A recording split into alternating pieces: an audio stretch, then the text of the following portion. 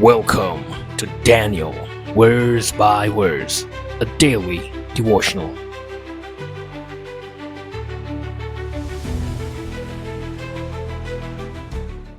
True education. Daniel 1 verses 4 and 5. Young men, gifted in all wisdom, possessing knowledge and quick to understand, who had ability to serve in the king's palace, and whom they might teach the language and literature of the Chaldeans. And the king appointed 3 years of training for them, so that at the end of that time they might serve before the king. The Big Bang, abiogenesis, and macroevolution are philosophies based on preferences rather than evidence.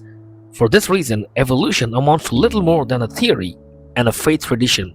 Those who accept this creed based on the word of men are disconnected from the truth of God.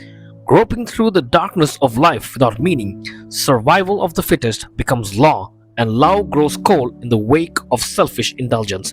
Likewise, false religions left the wise men of Babylon disconnected from God. They claimed to have inside knowledge about how the universe works, but when Nebuchadnezzar sought their help, they were clueless.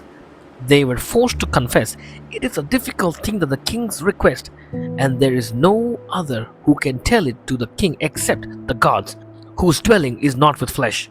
Daniel 2:11. No amount of study in the schools of the Chaldeans or experience in the Babylonian court could have equipped the wise men to help Nebuchadnezzar. What he needed was a wise man acquainted with the true God, the source of all knowledge. The fear of the Lord is the beginning of wisdom, and the knowledge of the Holy One is understanding. Proverbs 9:10. True education starts in childhood with the study of the scriptures.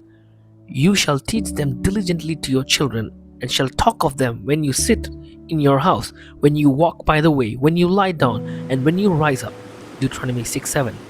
Unlike the philosophies of atheism or the myths of the Babylonians, our Christian faith rests on the solid evidence of God's word.